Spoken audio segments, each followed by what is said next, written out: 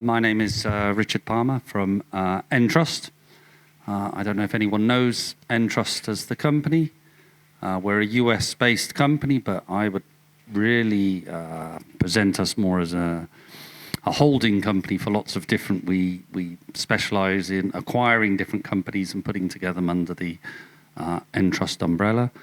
So Entrust, we do everything from MFA, multi-factor authentication, where we have recently acquired a UK company called Onfido, just over about 18 months ago, which is using AI to detect things like deepfake, which is something we're seeing on a daily basis now. We do things like card personalization. If you have a credit card or a driving license in your wallet, which I'm sure everyone does, there is a 90% chance that was made by Entrust. And then in the background, you have things like PKI, which we offer.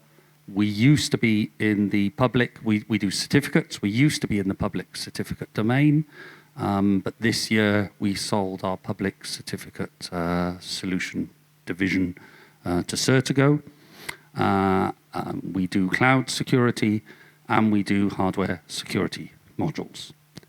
But what I'd like to talk today about is the other threat that all of us as cybersecurity professionals face. Artificial intelligence, of course, but we have the PQ, post-quantum. So we've got a post-quantum world coming. Just how long is that going to take is open to debate. We see on the news almost every day that there is a post-quantum computer developed, and then we hear it isn't. We hear news that someone in China has cracked the RSA code, cryptography, and then we hear, well, not really.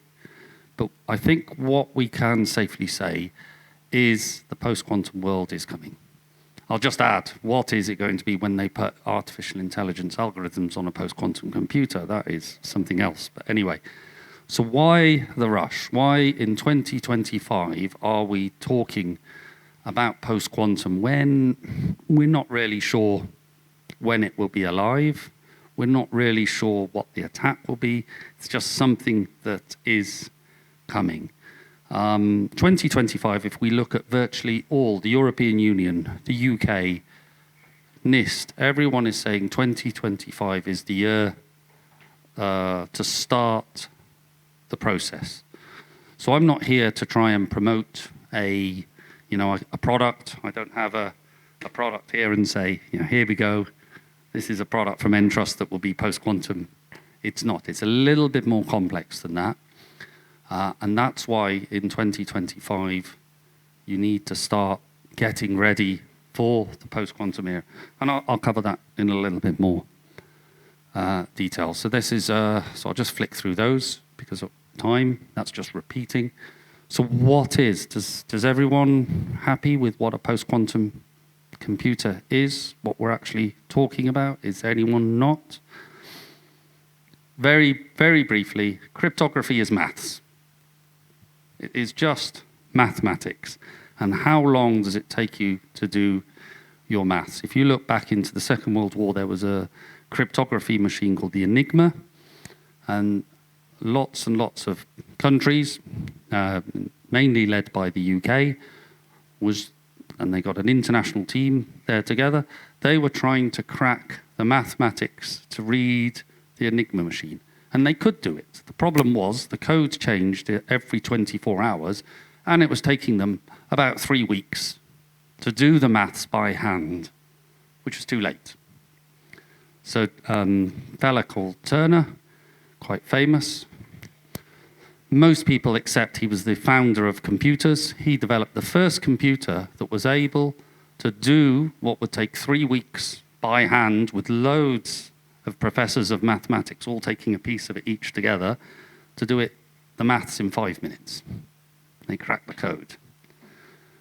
Post-quantum is going to be taking that to a whole new level, whereas where we were just a few years ago, feeling very safe with algorithms, RSA, hash, ecliptic curve, algorithms, feeling very safe that they were almost uncrackable. With a proper post-quantum computer, the computer can do the maths 100 years worth of what a computer today can do very, very quickly, and in a time that the current algorithms that we feel safe with using, which are safe today, they are still safe, will be able to be broken. The effect being, we need to find new algorithms. Another problem that we face with this is a lot of the data that we have and that we're using on a daily basis has a life cycle. And we're not talking a life cycle of 1 or 2 years. If you look at things like legal data, medical data, you need to keep this for a very long time. So we have a threat as well where someone can steal your data today and just keep it on a server to decrypt it once they've got the ability, a post-quantum computer, to do that decryption. So that's something else to think about. So again, these are the problems. So NIST, they're taking the lead in it in the United States. They've come up with 4 algorithms that from quite a long, extensive, should we say, competition, where lots of people were invited to present a new, what we call post-quantum algorithm. And then they invited everyone to try and hack it. So quite a lot of them failed. They've now come up with these 4 algorithms. 3 of them more geared up towards digital signature, another one which is more general. And these algorithms are tested by NIST quite extensively. Well, not just NIST, but lots of people. European Union is in alignment, the authorities. These are the algorithms of the future. This is the crypto algorithms.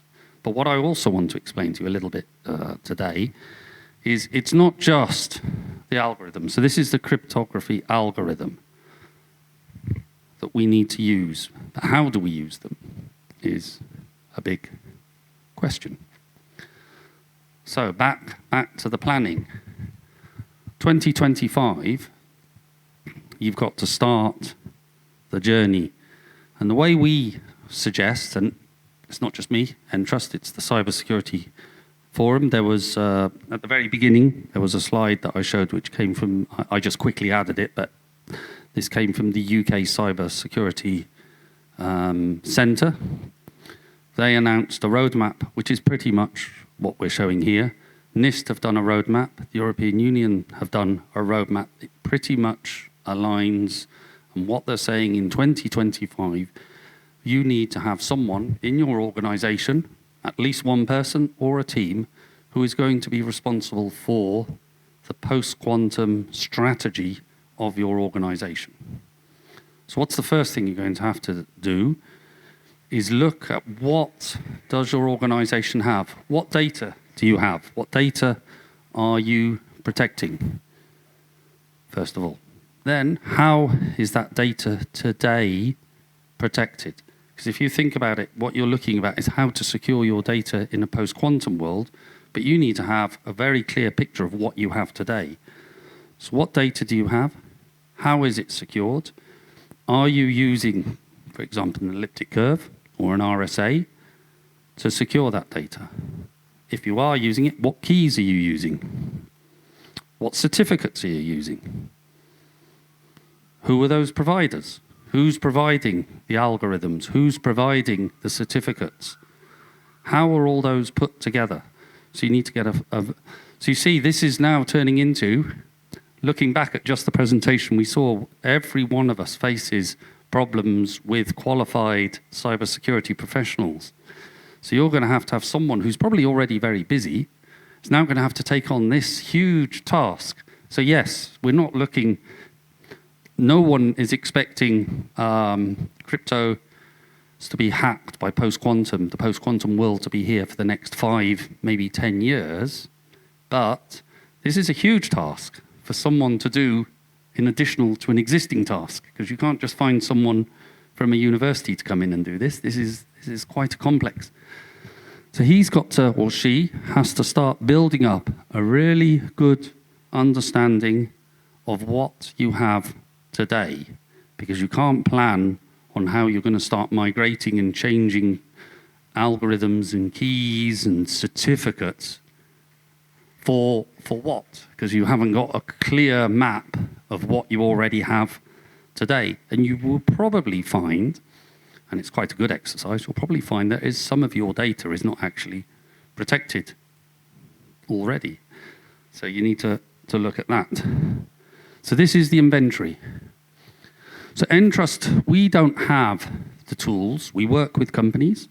We have a stand outside, so please come and speak to me and my colleague, or speak to Beata, who represents us here in Clico. She can help you. But we work with lots of companies that have tools that can go out and explore your data and start compiling this information for you. And again, that's a task that someone in the organization that you belong to or your customers will have to start looking at it. Then you have to start looking at a crypto agility strategy. So what's crypto agility? That's switching between the different algorithms, switching between different keys. You may have to do it quite quickly if you're under attack. Crypto agility also brings over, because that will be part of your PKI. So, does your PKI today support crypto agility? Will it? So that's the next question. You have to start looking at all your current suppliers who provide your PKI. So we'll stick to PKI because we had a conversation yesterday with a customer here in Hungary, and I had exactly the same conversation 3 weeks ago in Prague with a customer, that both of them are using the Microsoft on-prem PKI. Both of them have asked Microsoft, will your on-prem product support crypto agility? Both of them, the only answer they get is, we recommend you move to cloud. Microsoft have announced that they are not going to put any new features on their current on-prem PKI. So the person responsible for this has to think, will Microsoft change their add crypto agility to their on-prem PKI? Because I must have crypto agility for a post-quantum world. Am I going to take the risk that they will add it at a later date? Will I move to the cloud? Do I buy a new on-prem PKI? These are big questions that take a lot of time. We do PKI. We do have a brand new PKI that supports crypto agility. It's not certificated. I cover that in a minute.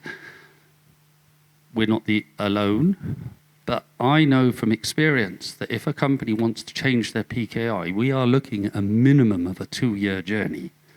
Minimum. So 2030 now is starting to be not that far away, is it? That if you want to if you need to change your PKI. This also, you have to look at your HSMs. Is your HSM provider supporting all the new PKI, PQ algorithms, the 4 recommended by NIST? What happens if in the next 5 years, the NIST recommend a 5th or a 6th algorithm? How do I implement that into my strategy? Will my HSM support that? You don't buy a HSM with a life cycle of 1 or 2 years. You buy a HSM that you expect minimum 5-7-year life cycle from it. So the HSMs you're now going to start thinking about buying will probably still be in your network in the PQ era. Certificates. Certs have to be PQ ready. So who is your certificate provider? Are you working with Certigo, for example? That's who we've just sold our certificate solutions to. Were you working with DigiCert? What's their PQ strategy? Certificates as well. And again, it gets more and more complex. So this poor person that's been nominated to establish the group, and it's probably the group is in the singular tense, not the plural. It's one person. Huge amount of work. So certificates, we're now moving to 45. This year, we should be moving to a 45-day life cycle of your certificates. That is only going to get shorter. So how are you going to manage all your certificates then? So you're going to be getting new certificates. You'll have to change all the certificates. And I haven't mentioned now, on a PKI, you are going to have to change your root CA. That is a nightmare. That is not an easy task. So that needs to be planned in. How are you going to change that? But all your certs will have to be changed over to PQ ready certificates. And then you're going to have to manage them with, if you're lucky, still a 45-day life cycle. So yes, this poor guy now has got a huge amount of work on. Hence, everyone is recommending we should start, or you and your customers should start looking at a PQ strategy now to start building up a whole coherent idea about where you are today first, then where do you want to go tomorrow. Well, not finally. Test. So you probably can't get everything from one company. I mean, I would love to think you would all like all of it from Entrust. You get your PKI, but we don't do certs. You can't buy everything from one company. And I am an engineer by trade, now in sales. But as an engineer, the amount of times I went on site to fix something, and the words were, it should work. Yeah, it doesn't. What should work and what does work, there is 20 kilometers between the two of them. So you need to put all the bits and pieces together that you've selected and see that not should they work together, but they do work together. And the whole strategy that you've developed for your company. We offer labs. We can do that. We're not unique. So I'm not doing a strong pitch for my company here. This is the strategy that lots of companies are. This is just underlining the thing. Do you know where your certificates are? How are they protected? This is going back to the first thing that I was saying about the person or people who will be building up and responsible for the whole PQ strategy. They've got to start asking these questions. Security life cycle. I covered that before. These are just pictures. So I'm not going to go through them and repeat them. I know we're running late, but it's just to underline the points I discussed before. So you've got to think about all of these points. Compliance. I didn't cover compliance. So as I said, we as Entrust have a new PKI, which is crypto agile. I would suspect at least half of you in this room would have to be compliant to some sort of certification. We're putting our PKI through the certification, but you have to make sure then, step back, European Union, we have DORA, we have NIST. So just in case you thought it was going to be quite easy to build your PQ strategy, you've then also got to build your PK strategy. So if you're a financial institution, you've got DORA. How does your PQ strategy fit into the DORA requirements? Is it fully compliant? So you've got to start thinking compliance as well on here.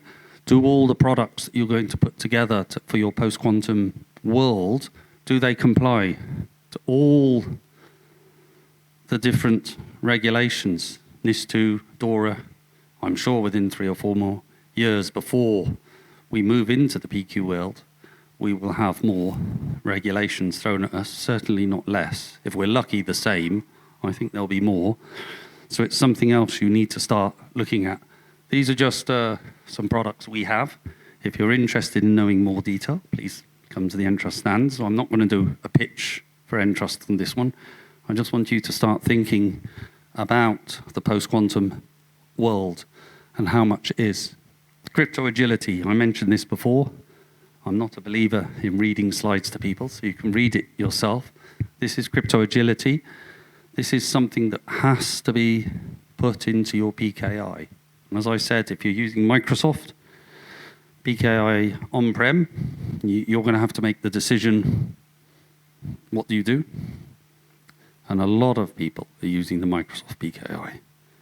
Might be easier just to go to the cloud. And that has other questions that you need to discuss internally. Lots and lots. And again, this is just underlining more about crypto agility. I don't need to read slides to people. So back to the timelines. This is the one come from NIST. So here we are, 2025 already. We'll cover that on the next slide. And this is the vulnerability. And what NIST is saying is 2030, you need to be PQ ready. So as you see, with all the things that need to be done, with the problems that we face as cybersecurity professionals, 5 years is looking not long enough for me already. That is a problem. This is just a quick one on the HSM, so I will plug one product on here. HSM. We have already implemented the first of the algorithms. The MLDSA is already implemented in our HSM, available in firmware today. We have a thing called an FPGA chip, which enables us to remotely reconfigure a lot of the algorithms on there. So we feel we've tested it already with this one. We're bringing in the rest of the 4 NIST recommended crypto algorithms onto the HSM this year. As soon as we have completed all 4 of them, we will put that through the FIPS certification. We're not putting it through the common criteria one today because, again, just to make things even more difficult, we're in discussions with the common criteria. They have not decided how they are going to certificate a HSM using these algorithms. So they haven't even decided it. And putting a product through common criteria certification is around about 12 months. We are completely committed to doing it, but we just can't start yet. So hopefully by the time we've put the last of the algorithms in there, common criteria will be ready to accept our HSM to do the common criteria testing, and then we will do that to provide the common criteria for you. So our HSM is ready, as it can be today. So that, very quick, because I know we're time, much shorter than everyone else. As I said, we're at the stand if anyone's got any questions, but I hope you get a bit of an understanding that the journey to the PQ world is quite urgent. There's not much time to do it, and you really do need to start thinking about it. So thank you very much.